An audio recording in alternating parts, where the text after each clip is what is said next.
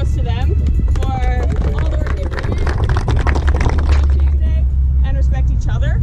If at any point you make a decision that results in repercussions with the law, please do not use this event as an excuse. Please do not be like, oh, we're home. That's what your parents are. Tori, it's right there. That's what your parents are. Somebody just stole his car. What? Somebody just stole his car. Hey, what did we say about arresting these people? Oh my god. Oh my god.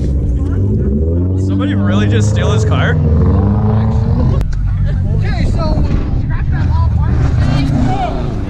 That was beautiful. Okay, so that's how the event starts. His car was hijacked, and I'm guessing we have to go find it.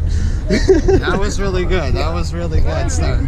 Right here, buddy. Oh man, yo, that got my nerves up. I was like, dude, are we about to kill somebody?